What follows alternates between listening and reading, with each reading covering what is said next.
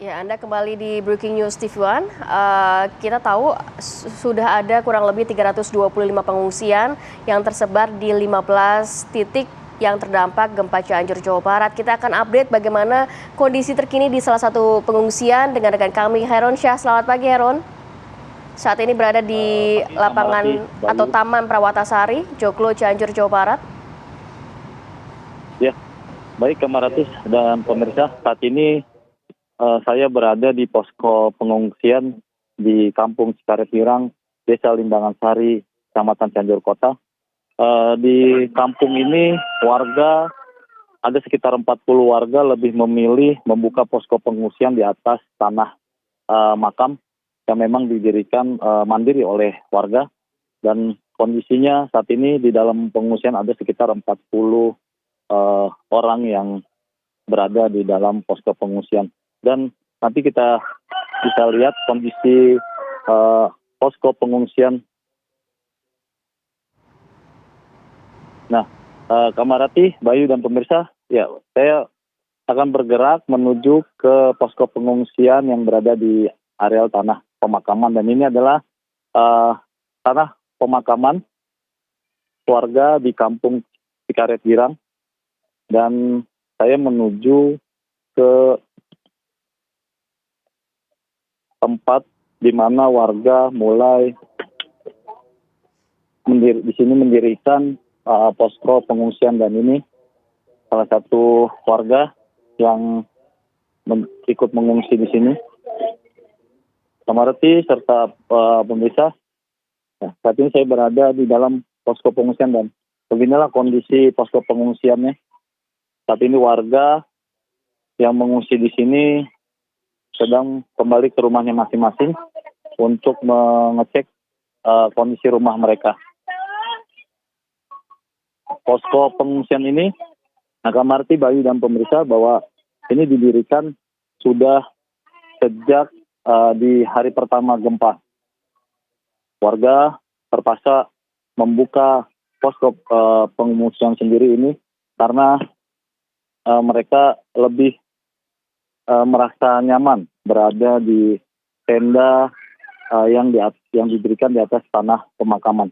Dan tadi saya sempat berbincang dengan salah satu warga.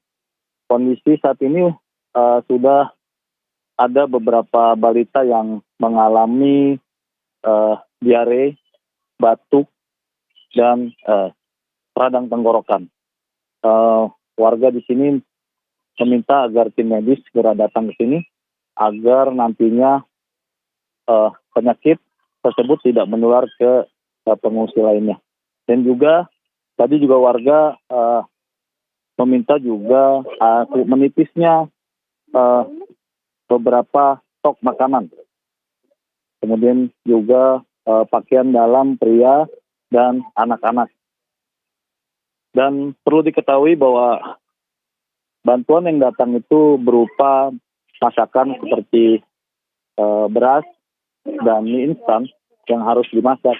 Dan warga mengeluhkan kurangnya stok untuk alat masak seperti gas yang sulit saat ini didapat. Ya, Kamarati. Ya, Heron, Anda mengatakan tadi sudah ada warga yang juga kembali ke rumah masing-masing ya. Saat ini di posko pengungsian di Lembang Sari tersebut, apakah bantuan sudah cukup atau memang warga masih membutuhkan mungkin air bersih, makanan, dan lain sebagainya?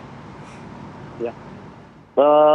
Untuk kebutuhan sendiri saat ini sejak hari kedua dari instansi terkait sudah datang, namun lebih didominasi dari banyak relawan.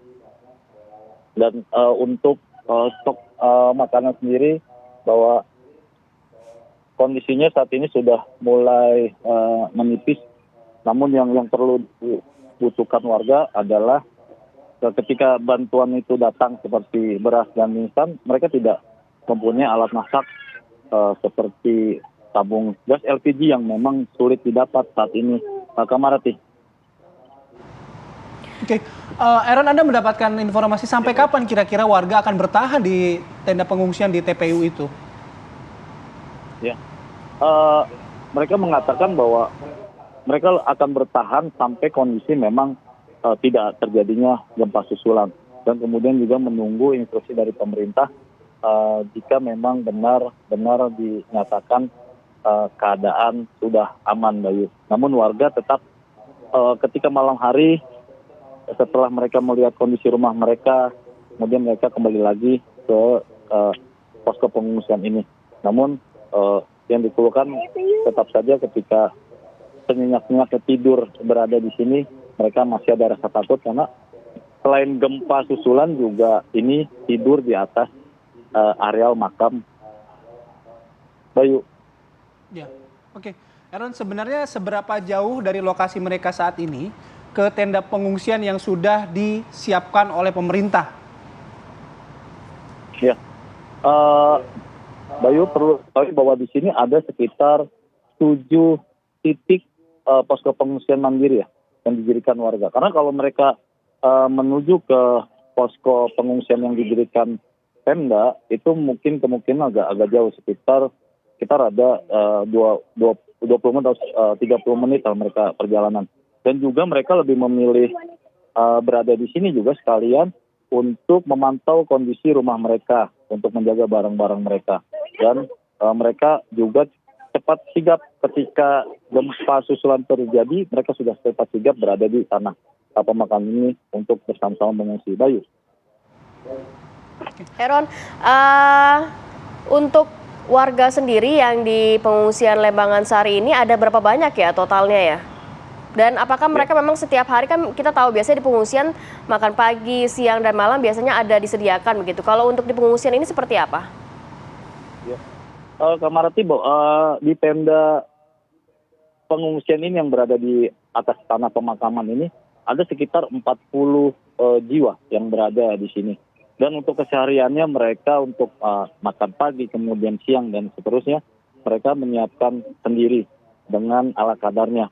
Terkadang mereka harus mencari kayu bakar ketika gasnya habis untuk memasak, kemudian makan bersama-sama. Demikian, Kamarati. Oke. Baik, Aaron, nanti kami akan kembali ke Anda bila ada perkembangan terbaru dari Desa Limbangan Sari ini. Selamat bertugas, Aaron. Hati-hati, jaga kesehatan.